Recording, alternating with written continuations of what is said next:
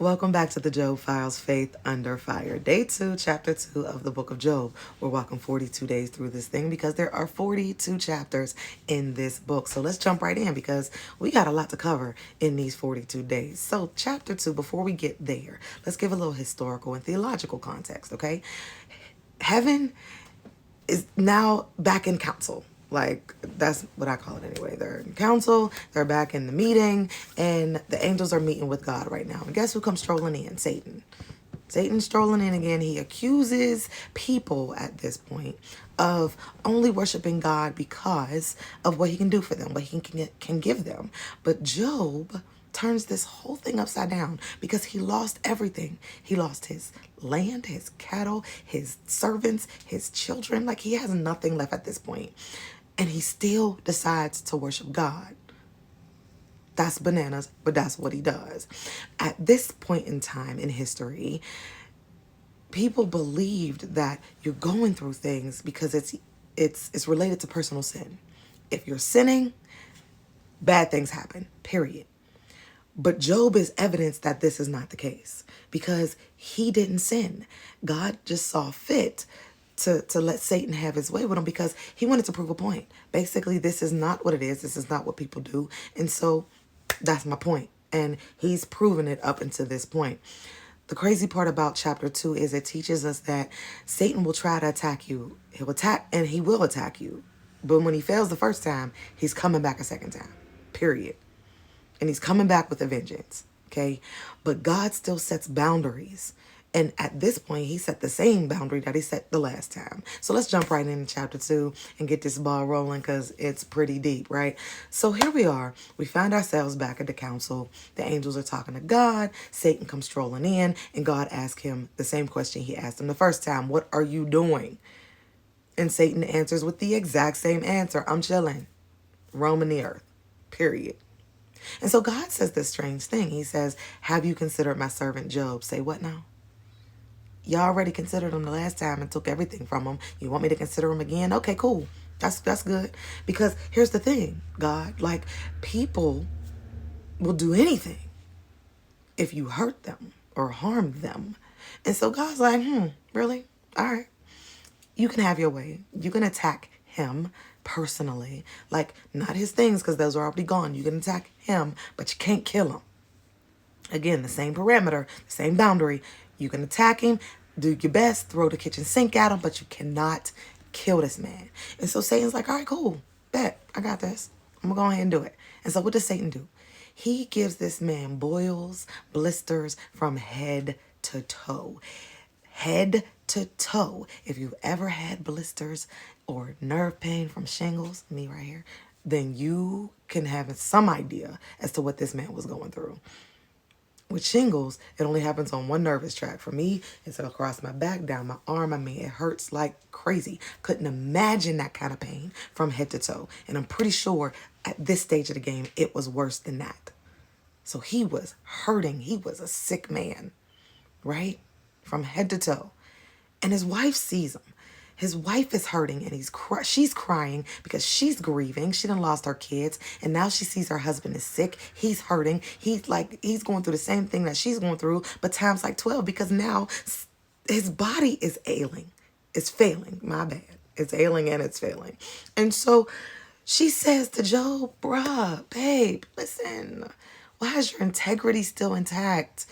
Like, why don't you just curse God and die?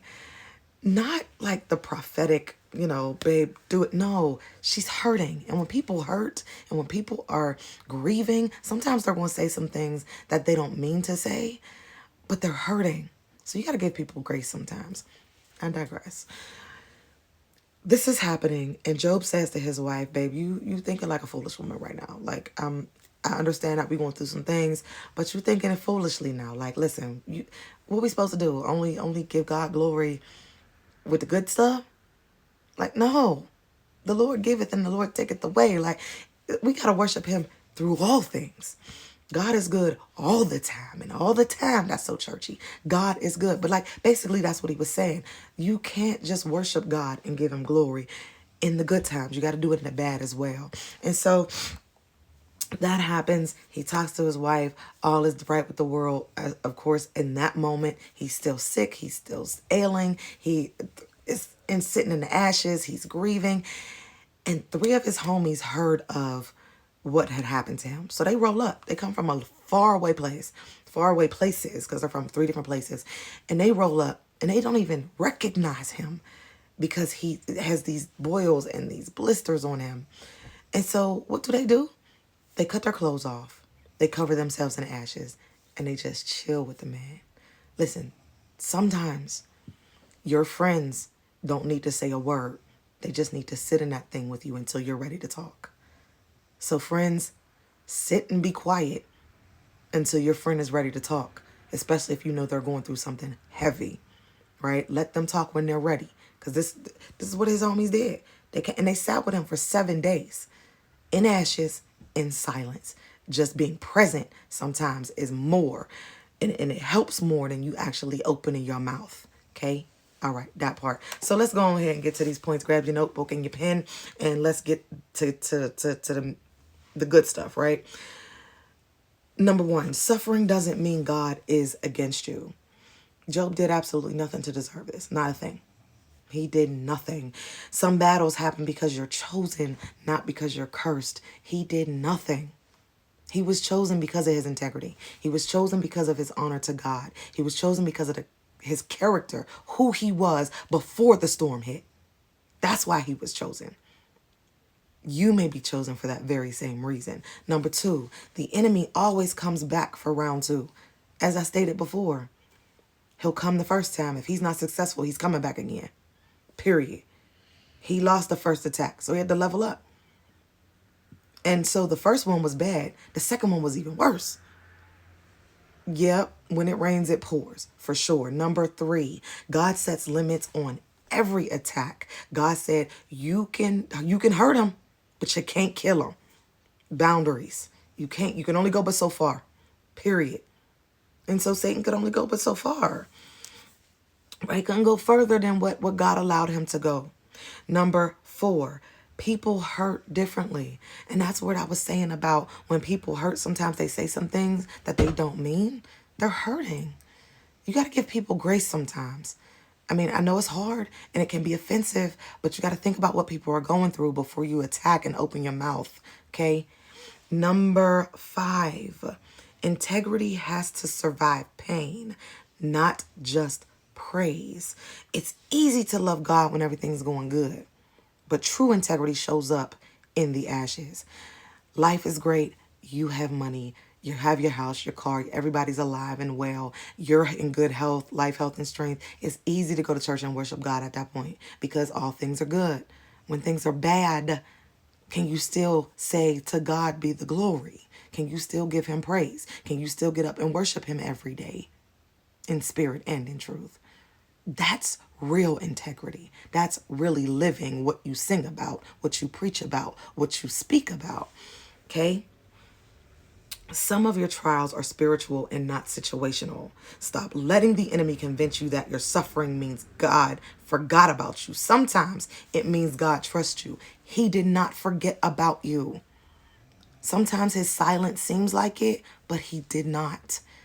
I'm telling you, your name is in his mouth. Period. God's thinking about you. He loves you and he believes in you. That's the most important part. Your integrity is the enemy's target, right? He thinks that people only worship God for what?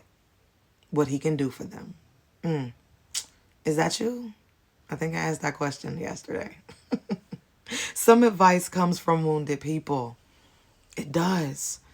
So learn to hear the pain behind the person instead of reacting to their words. Like, we have to give people grace. I keep saying that. So here's the deal. That's the end of chapter 2. It's the short one. It's powerful. But know that oftentimes things are going to happen in our lives where we have to still maintain our integrity. Don't let go of it. Stand strong. Be like Job and just stand and hold fast to your faith and believe that God does not give you too much more than what you can bear. Have a fantastic evening, and I'll see y'all tomorrow for day 3, chapter 3 of the Job Files. See you later.